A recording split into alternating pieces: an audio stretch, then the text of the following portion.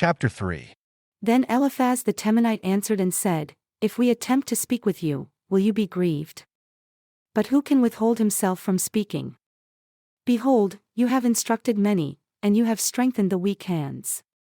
Your words have upheld him that was falling, and you have strengthened the feeble knees. But now it has come upon you, and you faint. It touches you, and you are troubled.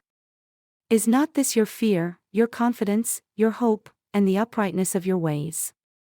Remember, I pray you, who perished, being innocent? Or where were the righteous cut off? Even as I have seen, they that plough iniquity and sow wickedness reap the same. By the blast of God they perish, and by the breath of his nostrils are they consumed. The roaring of the lion, and the voice of the fierce lion, and the teeth of the young lions are broken. The old lion perishes for lack of prey, and the stout lion's whelps are scattered abroad.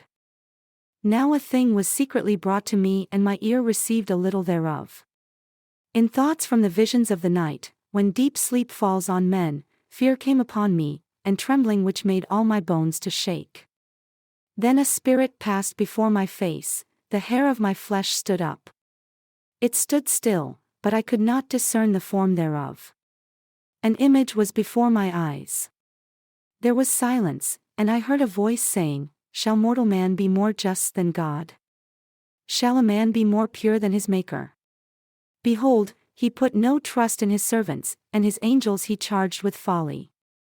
How much less them that dwell in houses of clay, whose foundation is in the dust, who are crushed before the moth.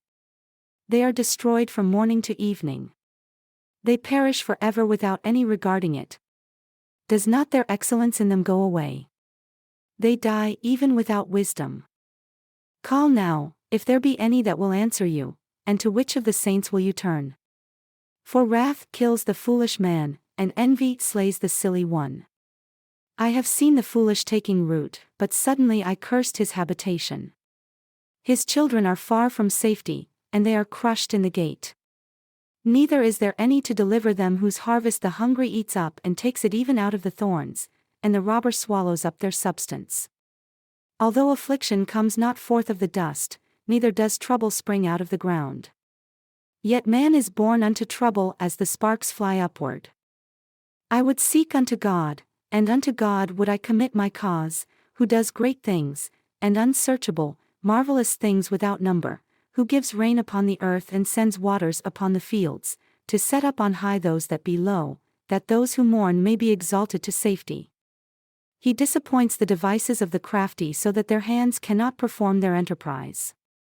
He takes the wise in their own craftiness, and the counsel of the froward is carried headlong. They meet with darkness in the daytime, and grope in the noonday as in the night. But he saves the poor from the sword, from their mouth, and from the hand of the mighty. So the poor has hope, and iniquity stops her mouth.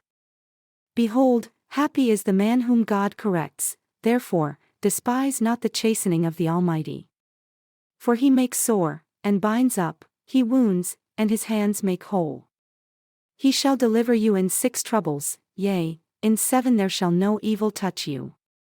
In famine he shall redeem you from death, and in war from the power of the sword. You shall be hidden from the scourge of the tongue, neither shall you be afraid of destruction when it comes.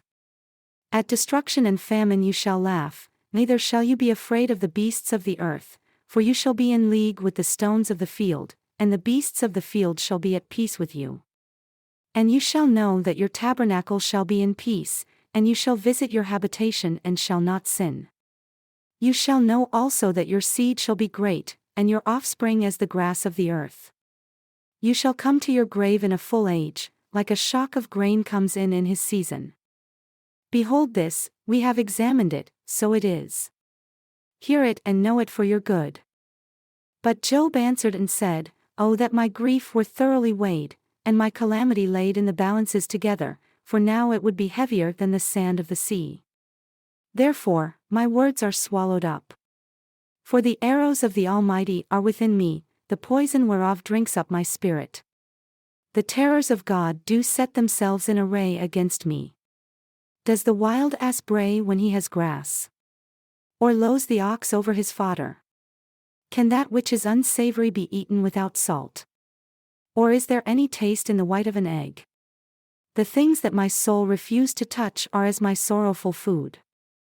Oh, that I might have my request, and that God would grant me the thing that I long for, even that it would please God to destroy me, that he would let loose his hand and cut me off.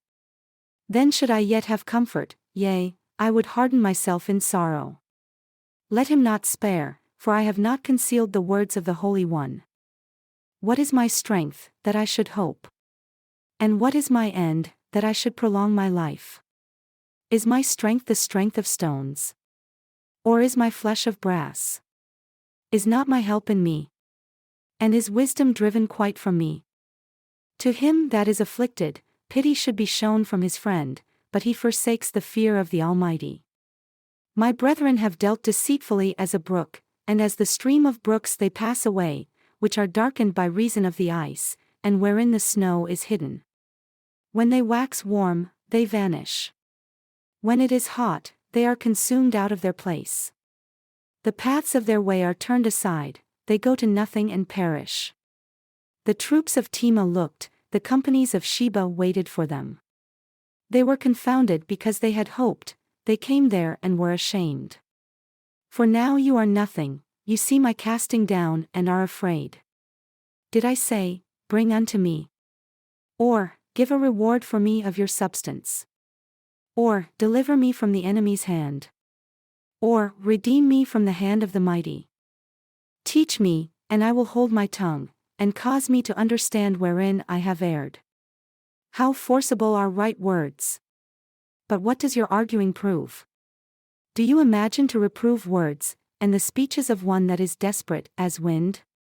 Yea, you overwhelm the fatherless, and you dig a pit for your friend. Now therefore be content, look upon me, for it is evident unto you if I lie. Return, I pray you, let it not be iniquity, yea, return again, my righteousness is in me. Is there iniquity in my tongue? Cannot my taste discern perverse things? Is there not an appointed time to man upon earth? Are not his days also like the days of a hired hand? As a servant earnestly desires the shadow, and as a hired hand looks for the reward of his work, so am I made to possess months of vanity, and wearisome nights are appointed to me. When I lie down, I say, when shall I arise and the night be gone? And I am full of tossings to and fro unto the dawning of the day. My flesh is clothed with worms and clods of dust. My skin has broken and become loathsome. My days are swifter than a weaver's shuttle and are spent without hope. Oh, remember that my life is wind. My eye shall no more see good. The eye of him that has seen me shall see me no more, your eyes are upon me, and I am not. As the cloud is consumed and vanishes away, so he that goes down to the grave shall come up no more. He shall return no more to his house, neither shall his place know him any more. Therefore, I will not restrain my mouth, I will speak in the anguish of my spirit, I will complain in the bitterness of my soul. Am I a sea, or a whale, that you set a watch over me? When I say, my bed shall comfort me, my couch shall ease my complaint, then you scare me with dreams and terrify me through visions, so that my soul chooses strangling and death rather than my life. I loathe it. I would not live always. Let me alone, for my days are vanity. What is man that you should magnify him? And that you should set your heart upon him? And that you should visit him every morning and try him every moment? How long will you not depart from me, nor let me alone until I swallow down my spittle? I have sinned. What shall I do unto you, O you preserver of men? Why have you set me as a mark against you so that I am a burden to myself? And why do you not pardon my transgression and take away my iniquity? For now shall I sleep in the dust, and you shall seek me in the morning, but I shall not be.